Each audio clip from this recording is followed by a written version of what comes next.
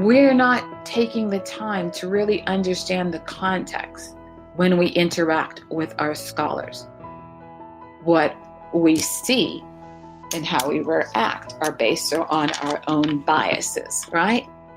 Our own realities, and not taking the time to really understand them, who you are, who they are, this one little boy who's standing in front of you.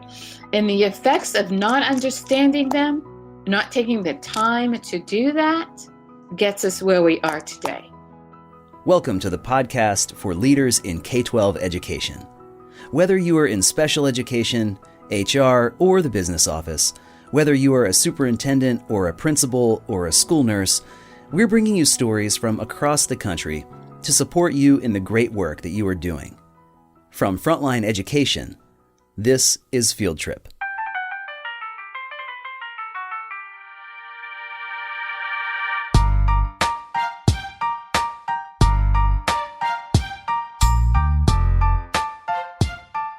Today, I'm speaking with Dr. Dorothea Gordon. She has served in education for 35 years. She began as a teacher and then served as a special education teacher. She eventually became an assistant principal and then a principal, a coordinator for AVID, and then took her current role as executive director of special education for Grand Prairie ISD in Texas. When we spoke, she called it her love job. I had spoken with Dr. Gordon several times in the past. I watched her present at a Frontline conference, and it was clear that of the many things she is passionate about, somewhere close to the top of that list are 1, special education, and 2, equity, ensuring all students have equal access to education. Dr. Gordon, it's really good to have you with us.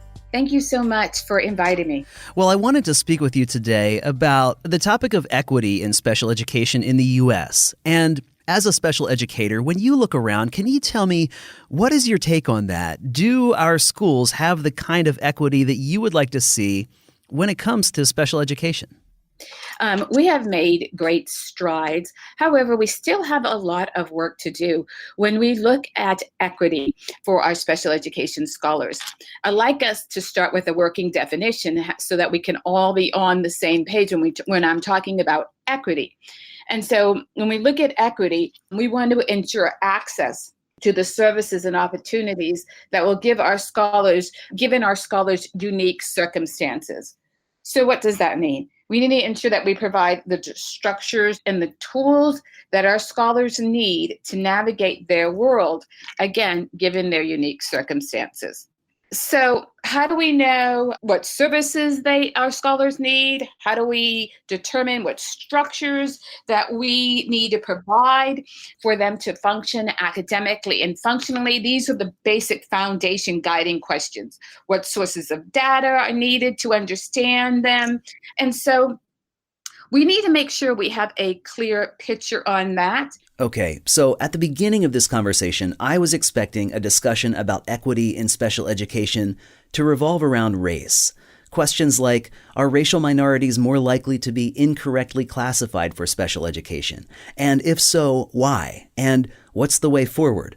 But Dr. Gordon went even broader. Special education itself is an equity issue, supporting students, giving those who might not otherwise have it access to education. So here, it's probably easiest to give you a brief picture of special education at Grand Prairie ISD and how Dr. Gordon and her team approach this issue of equity in their own district. And of course, we will always begin with our scholars' present levels of academic and functional performance. We want to analyze all sorts of data. And what does that look like in Grand Prairie in special education? Well, of course, we have the formal data and we have the informal data. When we talk about formal data, we want to look at their full individual evaluation. What does all those numbers mean? How does that translate into learning? How does that ensure that we're providing equitable services for them, given our scholars' unique circumstances? Then we also want to look at the observational data, the anecdotal notes. We want to look at the parent surveys because parents are their first teachers, and that information is going to help us design a program that is equitable for our scholars. After we have that working definition of what equity looks like and feels like in Grand Prairie ISD, we want to make sure that everything that we design and every service that we provide, every opportunity that we provide is aligned, of course, with IDEA, state, local, and federal educational codes, policies, and practices. The special education program at Grand Prairie ISD is impressive, and Dr. Gordon described quite a few things that they're doing to ensure students are getting the access they need in the least restrictive environment possible. The big thing is to understand that our scholars are Gen Ed scholars first. So they should receive all the services that our Gen Ed scholars receive. However, given their unique circumstances, they're going to need additional supports, additional accommodations in order for them to navigate their world. And so a general ed curriculum review team looks at data around students' unique circumstances and needs. For instance, when I say unique circumstances, I'm talking about one of the 13 disabilities that make them eligible for a specially designed instruction, right? But the most important thing is, even with their unique circumstances, what supports are we going to put in place so that they can have access in that general ed curriculum with those core content specialists to the maximum extent possible. Those supports take a variety of forms. Sometimes it means bringing in providers to the general ed classroom for additional specially designed instruction. Sometimes scholars are given additional one-on-one or small group support outside the general ed classroom, perhaps with alternate curriculum that is still based on state standards, depending on the needs of each student. And continuing with the idea of equity, they also spend a lot of time on what it looks like to prepare these students for life after high school. When you think about the reauthorization of IDEA 2004, one of the reauthorization criteria was to provide post-secondary outcomes for our scholars. And when we look at the equitable services for them, we have to look at employability, independent living, vocational exploration, and self-regulation. That's no small task, preparing students to enter the working world. So at Grand Prairie, they have a program where they train and employ special education students who are 18 years and older to work with the school district maintenance and operations and nutrition services departments from 10 a.m. to 2 p.m. That means they're working in the cafeteria. They're preparing food for our scholars. They have a paying job from 10 to 2, unique time frame from 10 to 2, because that's a part-time slot, and it's very difficult at times to hire employees that want to work from 10 to 2. Here, we have a trained population that can have access to that job right here within our district. And for those students who are 18 plus who are still working on vocational skills after graduation, Grand Prairie partnered with a state-of-the-art exercise facility to continue offering classes in physical education, culinary arts, fine arts, and other adapted curriculum to help them successfully navigate the world. And the last thing at Grand Prairie ISD I want to highlight is a program called RISE. It's a house that students attend several times a year from grades 6 through 12 to transition and generalize the skills they're learning in the classroom in a natural setting. They learn social and communication skills, what are appropriate behavioral interactions. They have access to a board-certified behavioral analyst, and the whole goal is to connect what they're learning in the classroom to the real world and give them opportunities to practice. One prime example of that is we have a scholar, and his parent is very much concerned about life beyond GPISD for him. He just started 6th grade. And given his unique circumstances, being that, he is nonverbal in the sense that he has a alternate way of communicating. So when we think about that, with the mom's questions about what happens life after GPISD, what supports are going to be available for them, what services are we going to provide him while we have him here for the next 6 years. RISE was a perfect facility for him. He may have the opportunity to live in a group home, or to live in an assisted living facility, or to live at home, and to function in the community, given the supports and services that we provide him now while he's in 6th grade. And with that, he has been attending RISE. He has been learning vocational exploration. He's been learning daily living skills, independent living. What does that mean? Well, he's learning how to read a recipe with pictorial cues. He is learning through a task analysis. How do you make a bed? How do you clean the bathroom? How do you clean the kitchen? How do you clean your family area? How do you do your laundry? All of those skills we are providing now for our 6th graders, for this young man. And he has 6 years. And his mom said, we have given him and her the gift of time to learn those functional, adaptable skills that he needs now so that he can have equitable access to navigate his world given his unique circumstances. That's what equity for us as we do our important work here in GPISD. But it's not just about programs, right? It probably won't surprise you to hear that professional learning is central to how Dr. Gordon and her team strive for equity in special education. We also have to have intentional professional development for our teachers, right?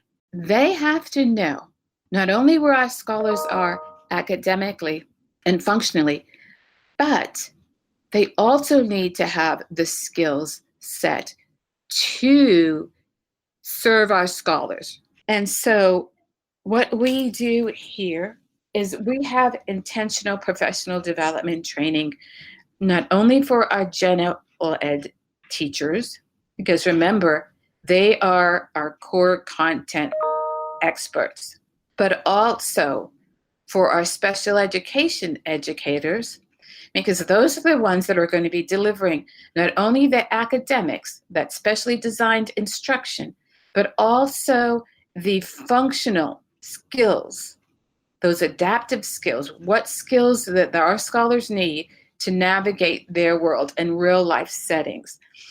We also provide professional development for our administrators. What does that look like? For our administrators, we all know, according to IDEA, that they're the ones that supervise the implementation of the individual education plan, but also they're the ones that allocate district resources to ensure that the plan is implemented and that our scholars are progressing in that plan.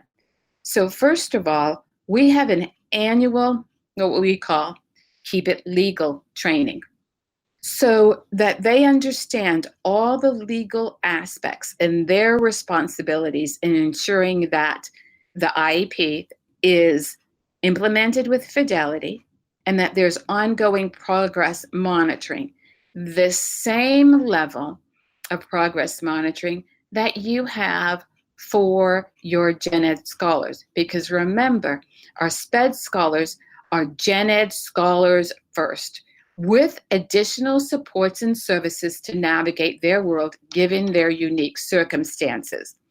And so we have that annual PD for our administrators.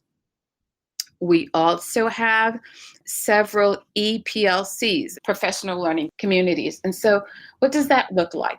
We talk and we share and we have a discussion on child find.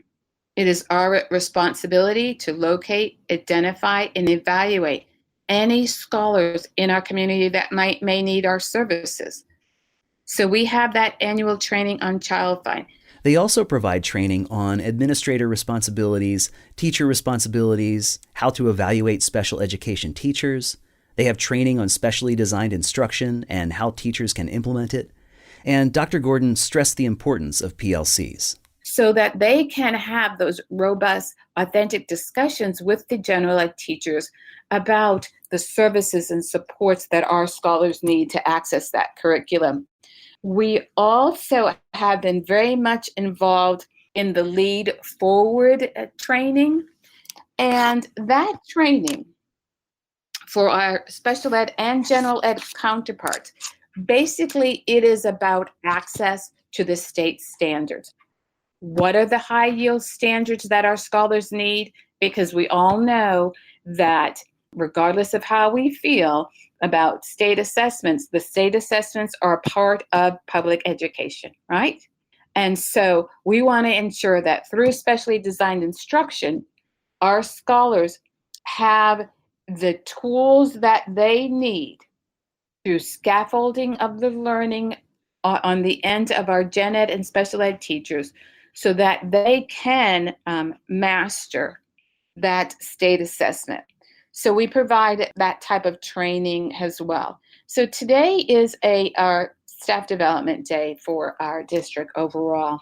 And we have Lead Forward trainer here in our district training our SPED teachers, our special education teachers, and our general education partners. They come out, this is not a one-stop, this is it training. We have job embedded supports. We have training ongoing throughout the year where our trainers come into our teachers' classrooms and coach them up on it. We have one of our informal leaders today presenting to our special ed staff about what does it look like to scaffold the state standards in specially designed instruction. What does that look like? What does that feel like? How do we get that support from our gen ed partnerships? So those are certain things that we're doing here in GPISD to ensure that, again, going back to our definition of equity, that our scholars have that opportunity to have that access to our core content specialists in that general education classroom in order for them to progress in that curriculum. We have talked about what equity looks like and feels like in academics and in functional performance. What does it look like and how are we providing those structures when we talk about behavioral supports for our scholars supported by an IEP?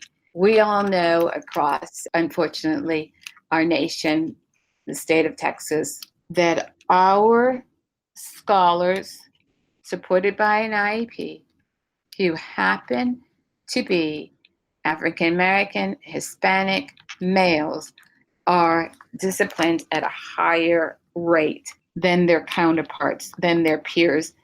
And so the age-old question is why?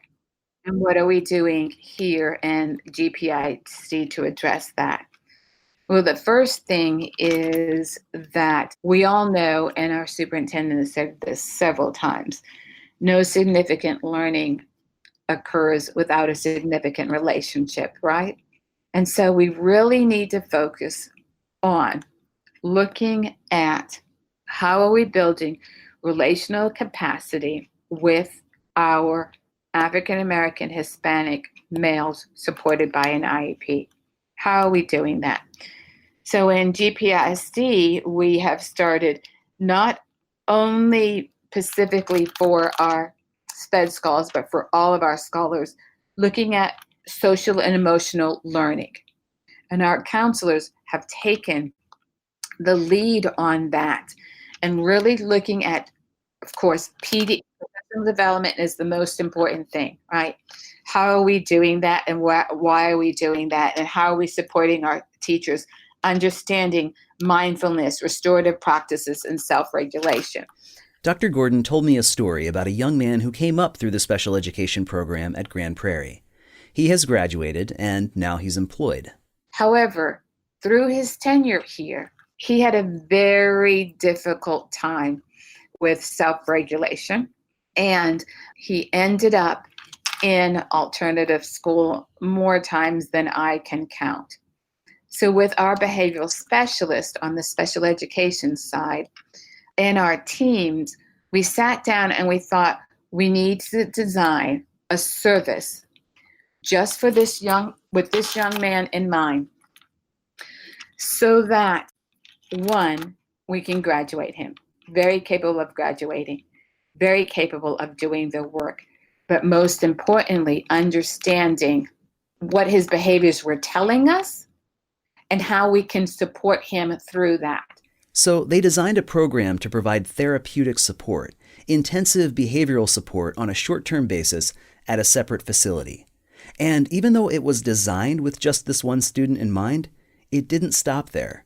Since this came into fruition 4 years ago, we have supported 15 scholars being able to understand their behaviors with therapeutic interventions, right? Understanding their behaviors, teaching them appropriate social interactions, because that was what's getting in the way of this young man's progress in the general ed curriculum. Once we were able to do that for him, he was able to graduate.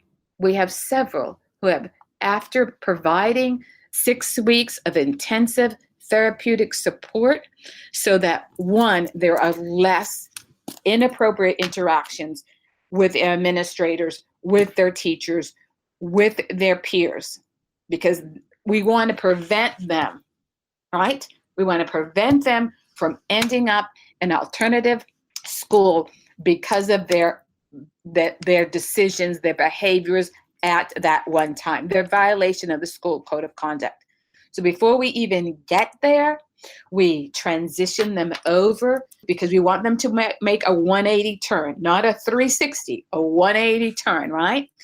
We teach them those skills, and it's all built upon self-regulation, understanding themselves, mindfulness, and providing the resources they need within the school day, so that they can understand themselves, self-regulate themselves, and then transition back to their home campus so they can have access to the general ed curriculum so that they can graduate.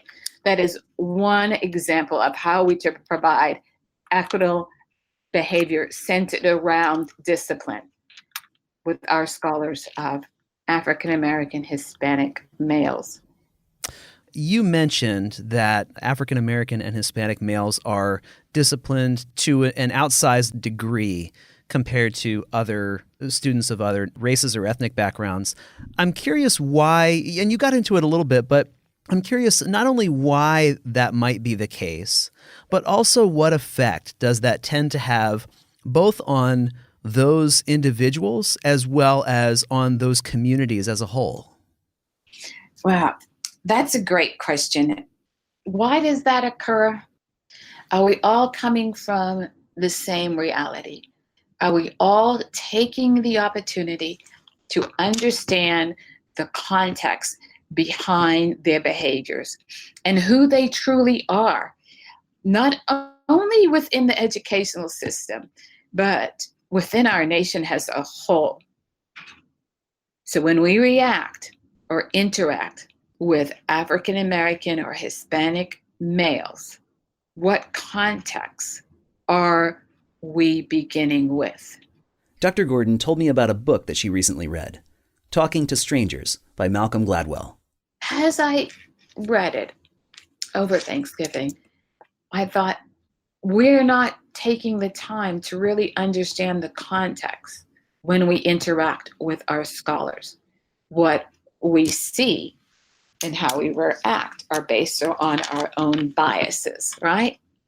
Our own realities, and not taking the time to really understand them, who you are, who they are, this one little boy who's standing in front of you.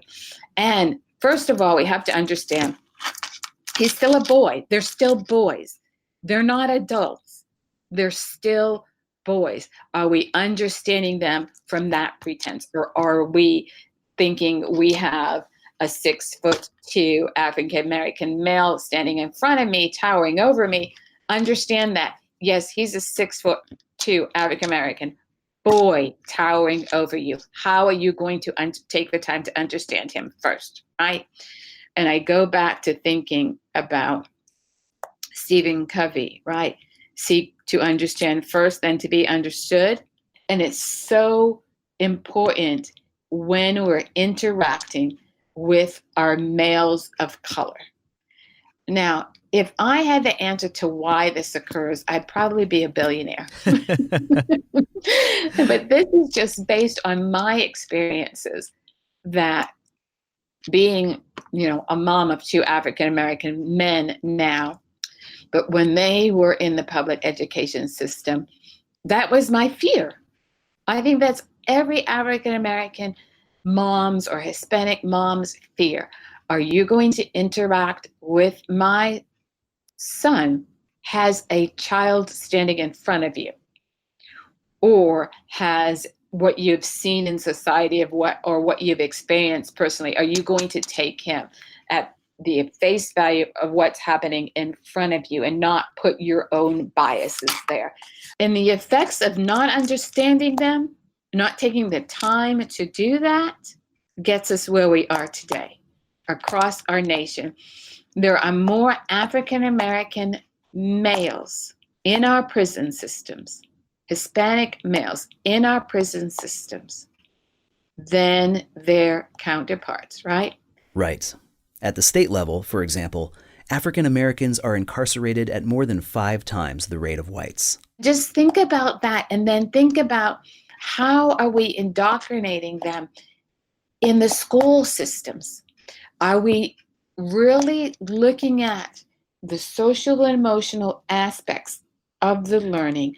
Are we addressing them and trying to understand them first before we contribute to the school and prison pipeline?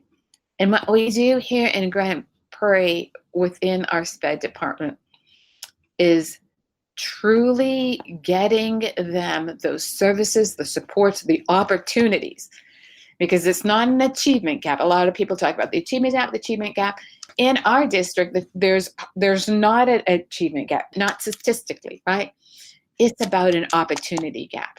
And so with our comprehensive continuum of services, but also with our therapeutic support program, we are able to mitigate some of the negative effects of not understanding our scholars, seeking to understand them first, and chipping away at your own biases. Because we all have biases, we all have prejudices. But when we're in the public education system, how are we keeping those in check in order for us to truly serve our scholars and to cut that school and prison pipeline? And what we do here is make sure our teachers have that professional development, not a one-stop shop, but an ongoing job-embedded professional development, looking at social emotional learning, looking at restorative practice, looking at natural consequences, looking at brain development, because we all know the importance of understanding the executive functioning of our brain when it comes to problem solving and decision making, and in males overall, specifically our African American Hispanic males supported by an IEP. I wonder, Dr. Gordon, if you could talk a little bit more. I'm thinking about all those people who work in your district in special education. And of course, it's a hard field, right? Special education is not an easy area in which to work. It's a ton of work. It takes a ton of energy. And because of that, it draws people who are passionate about working with those students. And as a result, I'm sure that you have really incredible stories to tell of teachers and paraprofessionals and classroom aides who have really seen dramatic growth, not only in their work, but also in how they interact with these students. Can you tell me at all about any that you might have seen where you said, hey, we offered this professional learning, we had these sorts of job-embedded learning opportunities, and here was the before and here's the after. And what did that difference look like? I'll tell you, we have a coordinator, and he is our coordinator who supports behavioral supports. He began in our district as a paraeducator. And as a paraeducator, he worked with our scholars who had severe behavioral deficits in elementary school. And seeing him embrace our scholars, but also have the intense desire to improve his practice and his interactions with the scholars. He attended every single one of our professional development sessions where we talked about classroom management, when we talked about behavioral supports, as a paraprofessional. Not only that, we have a regional educational service centers. He sought out training, read educational literature on how to best support our scholars. Went on to get his bachelor's degree in elementary and middle school education, became a teacher here in Grand Prairie, working with our scholars with severe behavioral deficits. He wound up working with a young man who had been involved in that behavioral intervention program that we heard about earlier, really built a strong mentor relationship with him. Not only with this young man, but also with his parents, the home visits, attending the YMCA summer basketball programs. I mean, he was at the YMCA during the summer, open gym at 2:00 from 2 to 4, playing basketball with these scholars.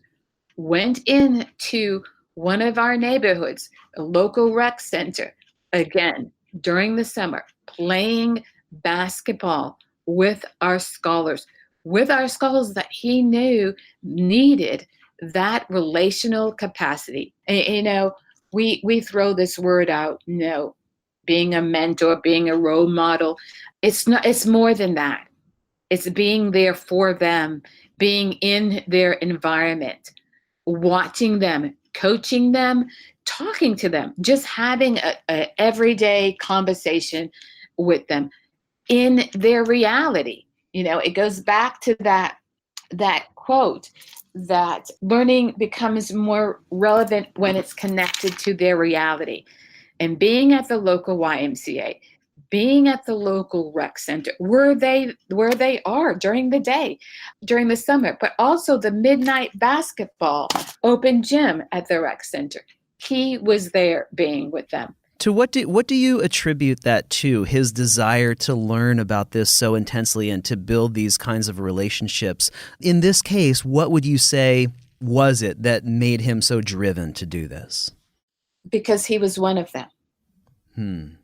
Once you understand their reality, being one of them or not, because we have another behavioral specialist, again, another one who started as a paraeducator, working in our behavioral support units with our most our scholars that had behavioral deficits. Again, he is now working, serving our scholars in the 180 unit, has our behavioral strategist, one African American male, one white male.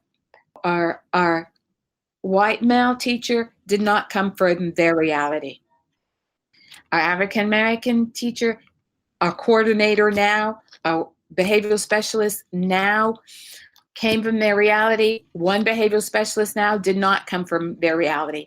However, I attribute it to seeing what one relationship can do, taking the time to understand their context, their reality, can do with one significant scholar, one significant relationship.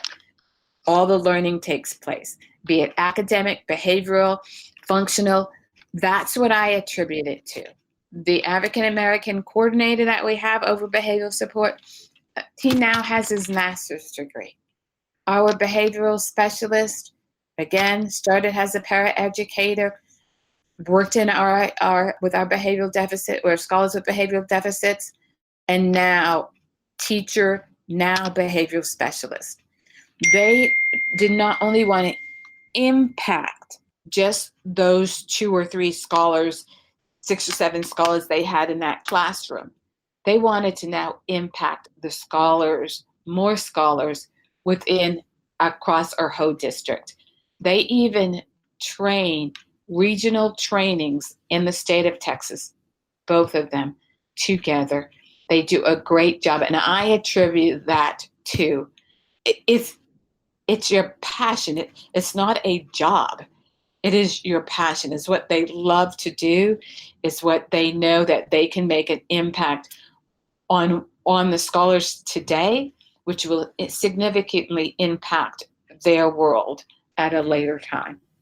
That is fantastic. I love it. My final question is this. Most of the time when we hear talk about equity in special education, whether it's racial equity or equity as it relates to the access to the general ed curriculum, it's often on this national scale, thinking through what are the policy changes that we need to make, or what are the big, huge trends that we need to see happen in order to address this issue. But what I love about what you're doing is you're saying, how can we address these things here in this school district that is right in front of me, in which I work, in which I can make a tangible, concrete difference. For those of our listeners who are saying, I find myself in a similar spot. I find myself working in a school district where I want to address some of these issues. What would you say are the 1 or 2 most important underlying things to be doing, to be looking for? Is it making sure you're hiring the right people? Is it conducting the kinds of trainings that need to happen? Is it simply changing a mindset or the way that you look at the world? What is most important in order to reach these students who need it so very much? I think the most important thing is you really need to understand who you are and what your role and purpose is within this world. So to make it more concrete, sure, it's definitely about hiring the right people, but we all don't always hire the right people. It is also about ensuring that we have the appropriate job-embedded, ongoing professional development for our teachers.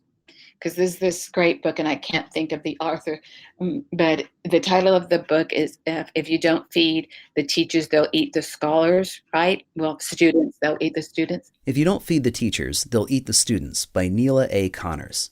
It came out in 2000. When I read that book when I was an administrator, it reminded me of when you're in an airplane, they first talk about the oxygen mask, what you must do first with your oxygen mask, right?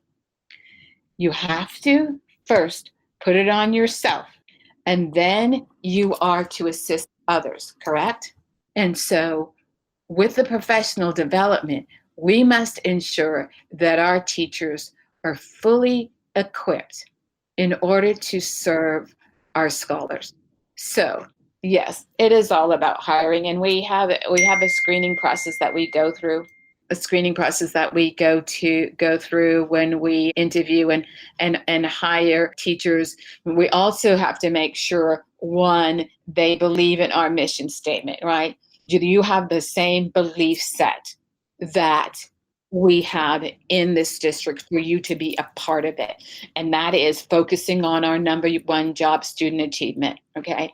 Do you have that same belief set? But also, do you have the skill set? Now, I've read anyone can teach skills, right? But you can't teach character. So we hire for character first. We build our skills through professional development. The most important thing, hiring, job-embedded professional development, and getting the teachers' feedback ongoing through surveys on what works. But it's also being in on those campuses and in those classrooms, seeing what supports the teachers need, but also connecting with our parents. So we have several parent clinics that we provide for our parents. Help me understand my child's IEP. That's an annual training that we have done for the last 5 years. Our transition clinic, that is big, making sure they can navigate their world given the skills that we have provided and the opportunities they've provided. That's an ongoing session that we have, ongoing annual parent clinic for our parents. We also have parent support groups because sometimes our parents just need to sit there and just talk to me. Oh, is that what's happening in your house? Well, that's what's happening in my house. And we have a trained licensed specialist in school psychology, a special education counselor who leads these parent support groups. We also have for our parents a respite night. Okay, so what does that mean? There are sometimes they just need time to put on their own oxygen mask. And so from 5 to 8:30, with partnership of the YMCA, they drop off their scholars, they go on date night, they go Christmas shopping, they go sit and watch a movie, and we take care of their scholars for that time. So it's not only ensuring that we hire the right people and that we're coaching up and providing training for our teachers, but we're supporting our parents so that our scholars can achieve. And you have to have the character, you have to have the passion and the love to do what we do, what this hard work that we do every single day, come here to serve our scholars. I think that's the most important thing. Dr. Dorothea Gordon is the Executive Director of Special Education at Grand Prairie ISD in Texas. And Dr. Gordon, I really just want to thank you for taking the time out of your day to speak with me. It's been great, and I thank you for sharing your wisdom and insight. Thank you very much. I truly enjoyed it. Field Trip is a podcast from Frontline Education, offering software to help schools manage programs for special education and special student populations, making it easier to work with IEPs, RTI and MTSS programs, English learner programs, Section 504, and more. To find out more, visit frontlineeducation.com/fieldtrippodcast. And, of course, I hope you'll subscribe. We share new stories every other Friday about things education leaders care about. Find us anywhere you get your podcasts. For Frontline Education, I'm Ryan Estes. Thanks for listening, and have a great day.